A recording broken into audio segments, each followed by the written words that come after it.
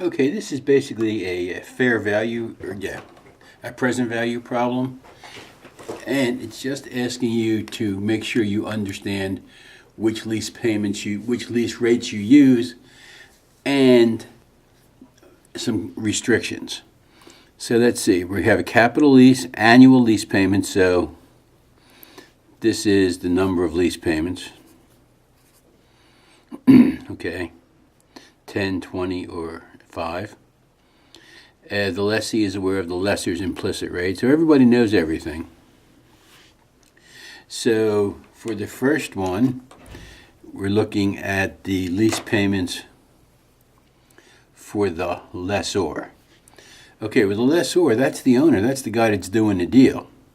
So right across the board,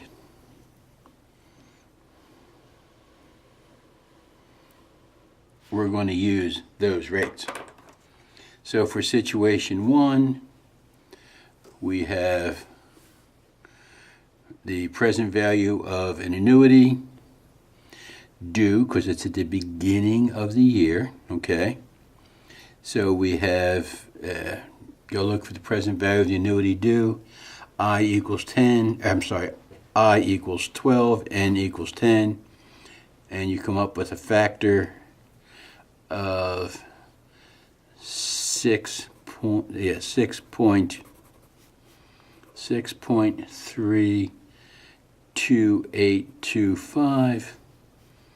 Divide the 630,000 by that, and you come up with 99,554. And for the second one, again, the present value of an annuity due, and that's I equals 10 and N equals 20. So come down the N columns 20 over to come then over that row to I equals 10, and you come up with a factor of 9.36492. 9.36492. Divide the 1,110,000 by that, and you come up with 107,849. And then in the last situation, we're going to be taking our 215,000,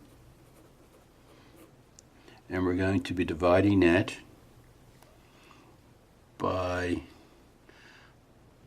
I equals 13, because we know that, and N equals 5, and that gives us a factor of 3.97447. So that gives us an annual payment of $54,095. Now the next half says, okay, do it again, but now we're doing it for the lessee. Okay, so we have to consider the interest rate still. Let me just sort of shorten up this paper a little bit so we can get all the information on that we need. Okay, so we can get all that information on there.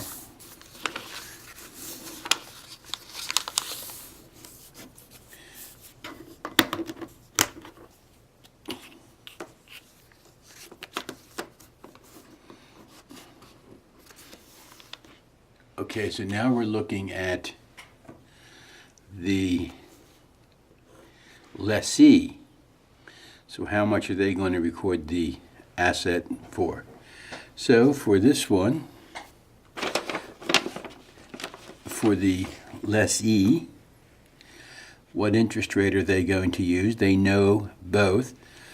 This is what they're going to be contracted at. So why would they use theirs? Okay, that would be silly. So they're going to figure out the total payments. Okay.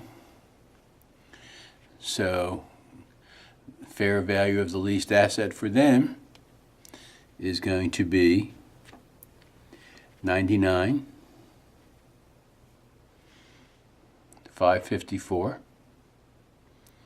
Okay, because we had to start with that, because that's what the lessor decided, and this is the lessee taking this information that we figured out above, the 99,554.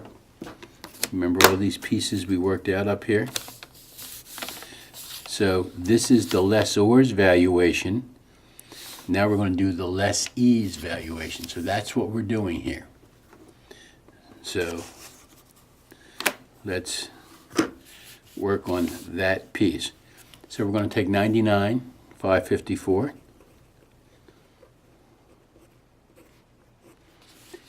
and we're going to multiply that by the annuity due, same factor, because the I equals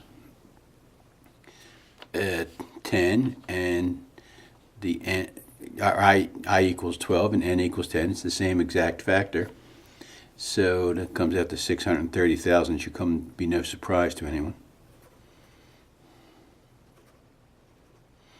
6.32825. It's the 630,000. Again, for the second one, we take a look at it, and we'll be using the same factor, so we'll be carrying that at the 1,10,000,000. The only one that's different, okay, is this one, because our borrowing rate is less than, so we're actually paying more than we have to. We could have shopped around and purchased this somewhere else, so we have to figure that out. So we have to take the 54,095, which is the annual payment. But now we have to take the value of an annuity due using our interest rate, because it's the lesser of those. And we do that, and it's N equals 5 and I equals 12, and that is 4.03 or 4.03735. And when you multiply that out, you come up with 218,400.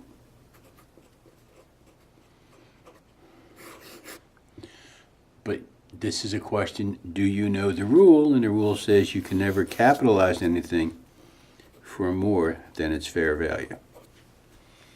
So that was just to see if you were comfortable with picking the correct interest rate and knowing that you can't capitalize more than the fair value of the asset.